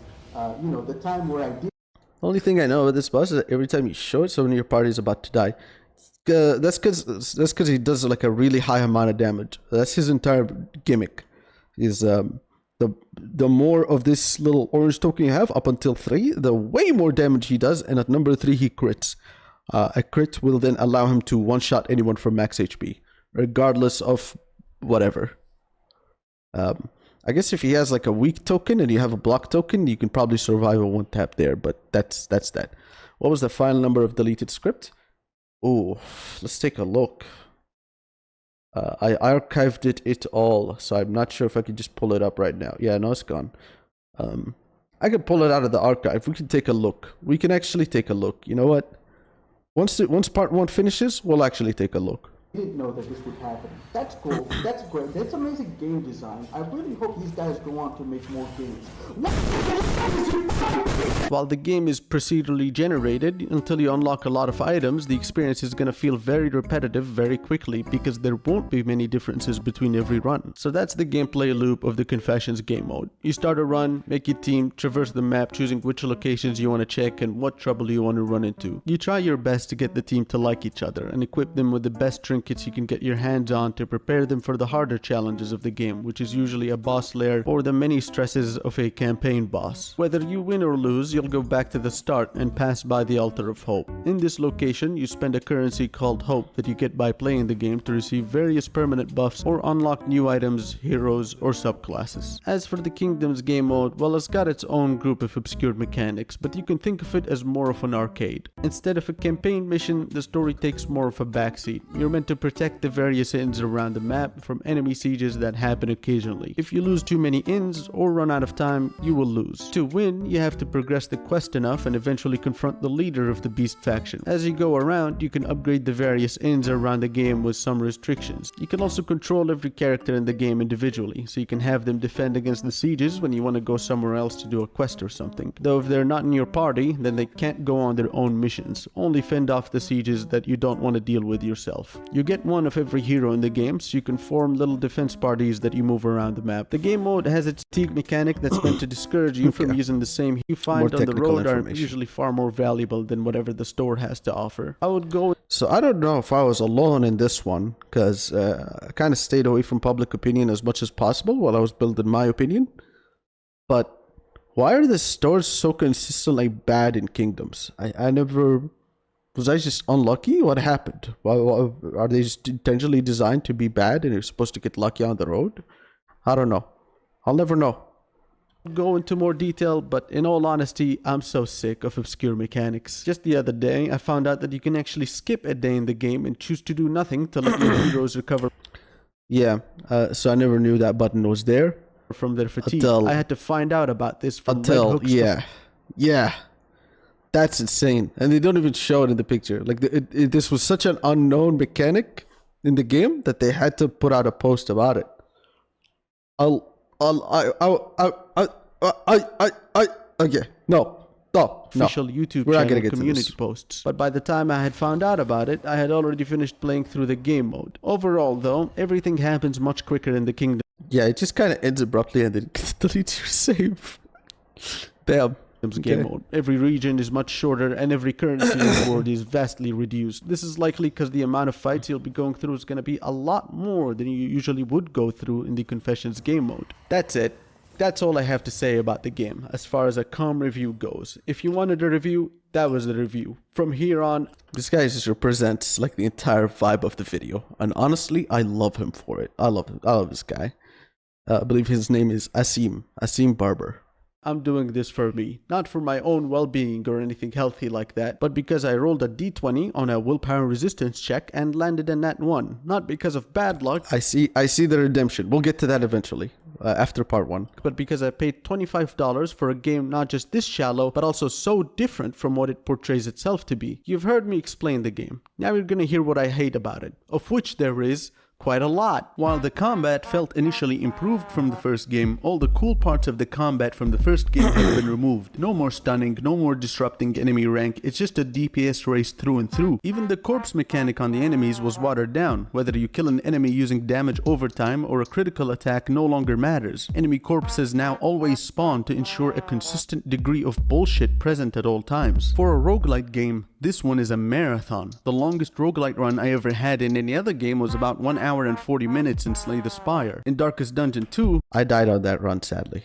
You're looking at an average of 3 hours per run. Every character starts out with 5 abilities and 6 other unlockable ones. Other than the fact that you don't get to see what abilities are locked or even the order you'll be unlocking them in, the fact that it takes 36 hours to unlock all abilities gives us reason to believe that the developers took inspiration from systems involving forced labor. Roguelites are usually made to have high replayability. 36 hours is a high amount of repetition for a game that has little variety to offer. We're talking less than 7 different enemies per region. Each character having a 7 enemies per region. Initially sounds like a cool idea. Unfortunately, you don't get to know what they do on.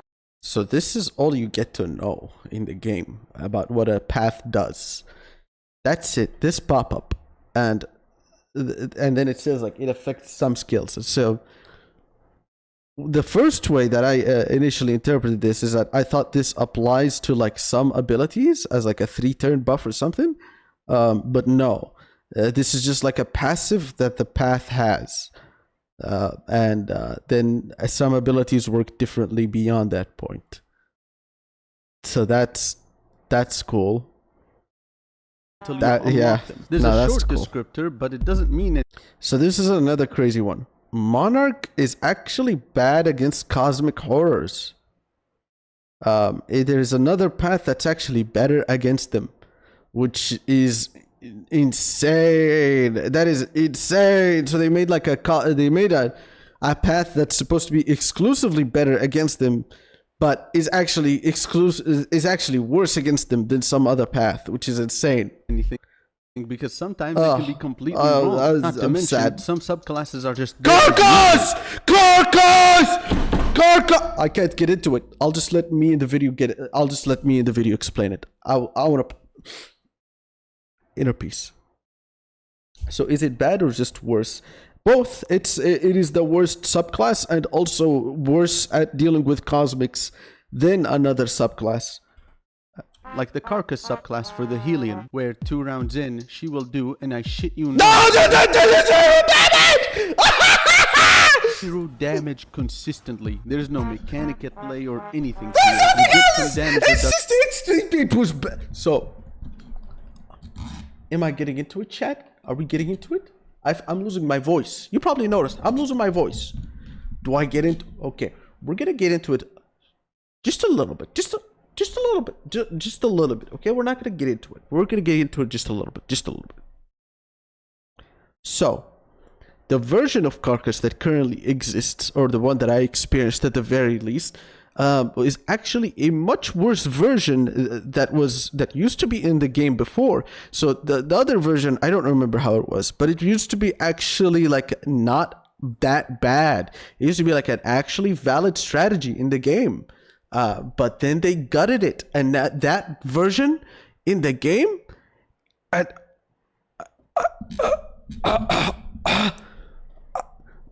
the current version that's in the game is just like, did they play test this? Did a designer play with this at all? I ask myself questions like that sometimes with this game. At least with the first game. Look, the first game had some inexplicably terrible abilities, right? It absolutely did. Some abilities just made 0 sense to use, and there was no explanation for them to be as bad as they were. But this is an entire subclass that's just bad for the sake of being bad. I can only explain it that way, because like, how does this pass through any sort of like design check whatsoever? Okay, I gotta just move on. I will die. I got scammed by the game, by the way. I thought, I was genuinely thinking, okay, we're moving on. But that's it. The relationship system sounds cool initially until you realize that you'll be spending every playthrough trying to avoid as many punishments. It's so heavily biased towards giving you negative relationships, and the only way to deal with it consistently is by using the items you get I don't know if saying heavily biased was fair. It's definitely biased, but once you have like a lot of items unlocked, it's I don't want to say easy, but it is a struggle that you can win on most of the time. And that's assuming you already have them unlocked, which will set you back 20 hours of gameplay. Information in general is so heavily obscured now or outright missing from the game, with bosses being the biggest and worst I show this guy culprit of the again. matter. Look at him In the just first fucking... game, oh you my were able God. to retreat to save what you have and recover from the blows of interacting with bosses for the first time. In the second game, that's no longer the case. You're in it to win or lose. This wouldn't be so bad had it had not have taken 3 hours per playthrough to win. The concept, the design... No. I fucked up the segue. This was another abrupt segue where I want to talk about the memory system. And then I realized, man, this one is so self-explanatory. I'm just not going to talk about it. And I just say, like, everything is bad about this one. This is the memory system. This is just bad, period. There is one good thing in there. I think it's like the chapter 1 buff of, like, you do 1 more bleed, blight, whatever. That's it, though. That's it. That's all there is. That's all they... I'm gonna punch the monitor. The idea... No. The entirety of the memory system. I could explain more, but you know what? Brothers, fellas, my ghoul boss, Bowser can't keep this one in anymore. So this part of the video underwent maybe the most amount of changes of any other part of the video. I don't think I could show it anymore, unfortunately. I think all older versions of this part of the video got deleted. This is the one that ended up in the video. An infinitely replayable roguelite featuring the hottest new drop in the motorized vehicle industry. This shit is so slow that it takes a third of the playtime you spend in this game. That's right. For every 3-hour run, an entire hour is just you watching the Maserati drive around at a snail's pace. I think the actual technical duration is closer to like 50 minutes. 40 to 50 minutes, but oh well. An infinitely replayable roguelite featuring I the did a great worst job meta with this part. progression I love in this the part. entire roguelite genre. We're talking meta progression that makes you ask questions like, should I or should I not feed slime mold to my soldier so that he can enjoy the perks of 10% more health, which is, and I shit you not, about 2 to 5 more HP? Should I or should I not spend 12 gold on an item that has a 5% chance of making any difference 5%. for 1 turn? Should I or should I not? Unlock subclasses that are usually worse than the starter subclasses, and sometimes are just joke subclasses outright, Carcass! sometimes making the hero do Carcass! literally nothing. No, except don't 3 use rounds in Iron the Sword, fight. Should no! I or should I not cry when the game turns out to have locked a critical, important ability that makes the entirety of the cultist viable as I found out about this through Wikipedia. Oh my god! I can't believe it! This one ability makes cultists so much better as a class. So much better. So much better. Why is this the last... We're moving on. Inner peace. the last ability you unlock. So everything you've been unlocking till the end is not going to be usable until you unlock the last ability. I found out about this after 50 hours of playtime. Again, no information in the game about this. Should I or should I not? Keep investing into the gacha machine in hopes to unlock the better items, knowing that that would reduce the chance of me getting the good items I currently have unlocked. There's something crazy about this part. No, you don't know. Ah, no. So apparently when you completely unlock everything, you unlock a new mechanic where you can invest your memories to like instead of unlocking an item, you get an item that you take with you on the run. And the more you invest, the more expensive it gets. I never knew about this because I had learned the hard way to stop investing into this at a certain point. And I found out about that mechanic by watching a really old video about the game. So this is this is another moment of me saying that I really love this game and there's no problem about it whatsoever. Already. What's most frustrating about this game is how close it is to being good. Don't get me wrong, no version of this game could have ever been better than the first one, but it's so close to being a good game on its own. It's so close to making sense on its own self as a product, but it just falls in every category except the music that you can imagine. I think some of you might say, what's wrong with the graphics? The graphics are great, but there is one problem. The enemies use a placeholder texture. So for example, like, you see that cultist in the back? He uses the same placeholder texture for his corpse as like any other cosmic one size enemy. So there you go. That's my nitpick for the day. Other than that, the graphics are actually pretty good. I actually think they did a really good job with the graphics. I wish they put more into like the meaning of the fucked up shit that's happening in front of us here. Other than that, though, like, yes, this is insane. I love this. I'm so glad they, tried to do more insane shit. Because I love this. I love this type of insane shit. Look at that. There's a fucking tentacle on the left. And then there's like some whatever the fuck that is. So this is sort of Cthulhu. But then, like, it's so meat body horror that I don't even know what the fuck kind of god is involved in the creation of this thing. It just kind of fucking exists. God damn. I'm gonna lie to you. I could sit down and listen to the Sprawl Combat theme for hours on end. Yeah, the music did really good. The music did really. I think they used the same guy from the first game. Yeah, he just did a really good job. I love him. I love him. But too many shortcuts are taken everywhere, at every layer, at every part in the game. Something is missing. What a fucked up looking cat. Damn. An idea, not fully actualized. A mechanic. I'm just sad listening to this.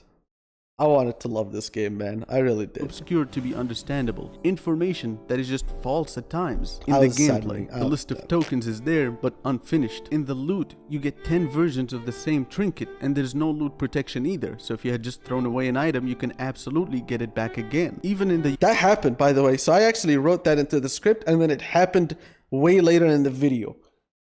That when I went to collect footage, that actually happened, and I wanted to die. Oh, man, fuck, man. I really wanted to like this game. God damn it, bro. $25. What the fuck? UI, you have over 7 different shapes for buttons in the entire game.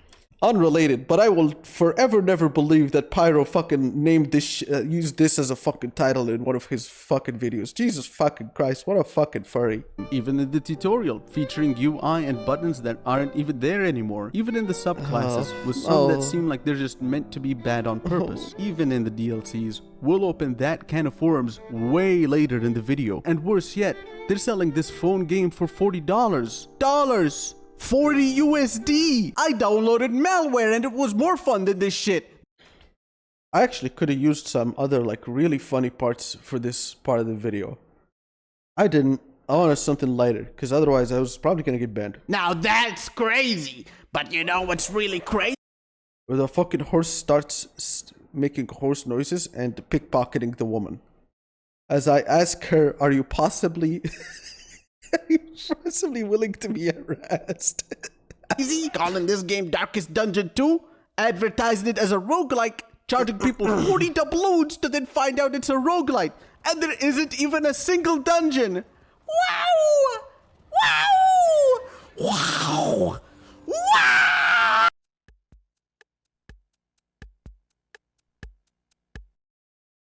How about a break?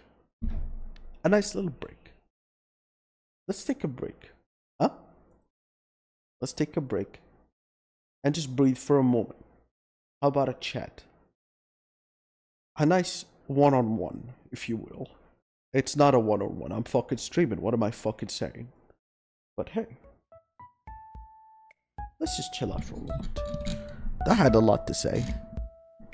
I actually had so much to say that I just realized we're at the 2-hour mark for the stream, which is about where I start shutting down. And my voice, man, I never felt my voice start dying so much during one stream. So, alright, I hear you, kitty. I see the redemption. I know. But hold on, I got, we go one by one. So first of all, Olaf, thank you very much for the Prime. Oh shit, man. Take me by the hand, lead me to Thank the you for giving me money, land. You man. understand? Thanks for giving me the cash. You know? Hey, Olaf, bro. Hey, thanks for giving me money, man. That's gonna go back to my $25 fund, where I get my $25 back. Thank you very much. You can now join the Discord. You can now join the Discord for giving me money. Ocean man, the quest this is really cast for to the childlike man.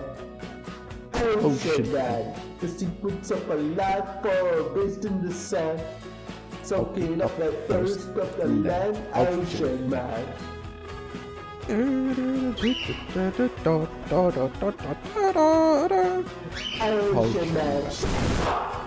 I'm gonna take a sip of water. I talked a lot today. I had a lot to say. Ocean man.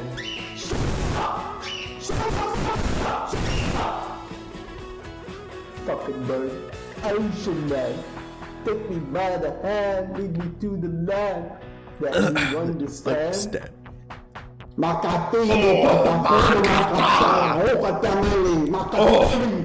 I shouldn't do that to my voice. I got a lot of talking to do tomorrow, so I shouldn't do that. Soaking up the thirst of the land, ocean man. Ocean. Can you see through the wonder of amazement of the ocean man? Because this elusive when it casts for through the childlike man, ocean man. Secrets of a life for based in the sun. Soaking up the thirst of the man, ocean man.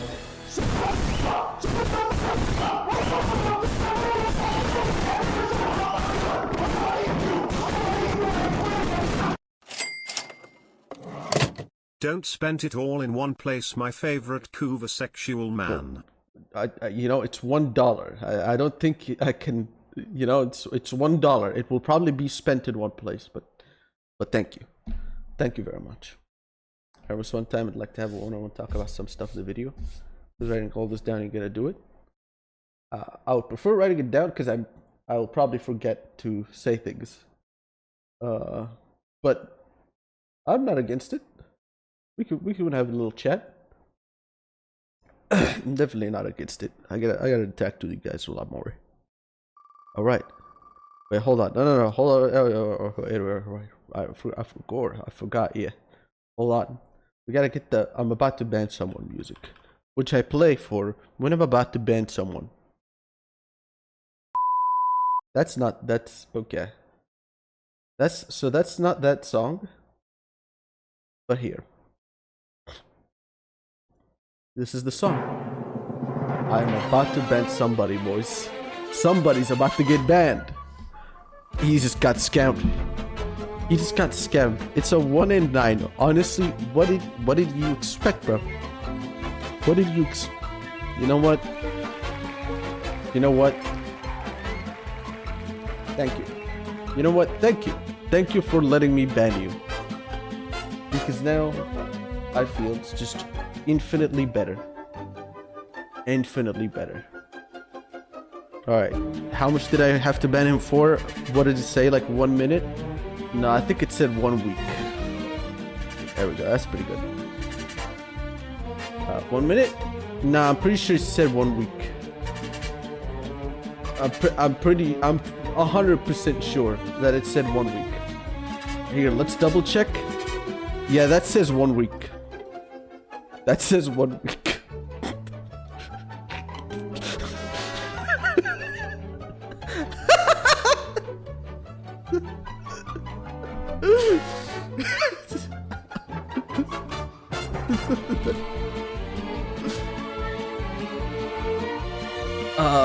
Alright. Oh, the deleted skirt. Let's take a look. I have to go fish it out. But I'll do it. I'll click the scroll so we can... You don't want to read it, man. You don't want to read this. A lot of it is just trash. And it's, it's deleted for a reason. What's stopping me from posting this on Patreon? The fact that it sucks. The fact that it's garbage, really. Roughly what percent of the meta currency is garbage. So I actually was doing a thing at some point where I was trying to edit out the bad items from my save file to like have some items locked and some other items unlocked, but I couldn't get that to work. And I think I could have said something like 60%, about 60%. Okay, maybe 60% is a bit cruel. I would say 50% is definitely garbage, and 60% is arguably garbage, and then 40%, 20% is like niche items that can find a use or make sense to use in some scenarios, and then the other 20% is just items that are definitely good. They definitely make sense to buy, and regardless of what run you're doing, it's definitely an item that you want to have. That's like eyeballing it, right? Because I haven't done the numbers. I think if I succeeded in making that save file work, I probably could have given you numbers then. But that's my eyeball estimation, if you will. All right. Look, boys, I'm kind of at a fork in the road here. You were right. This was gonna be way too long for a reasonable stream to do for singular stream to do. Now, I'm actually willing to just sit through this the whole way. Can you believe that? I'm actually willing to just like pull a marathon, really truck through all of this. I'm really willing to do that. But I do have a lot of duties and a lot of commitments tomorrow. I am taking a step to improving my life. I'm taking a step to really, really You know? I'm taking steps, man. I'm brushing things off of my to-do list. I'm making moves, and I'm honestly proud. But whether I like it or not, I cannot put those things off because that's all I do. Put things off, man, and it's a curse. So I need to go do it tomorrow if I want to see progress in my life. So as a commitment to that, I will make a choice here and now that I will be ending the stream, and we will continue with this sometime later this week.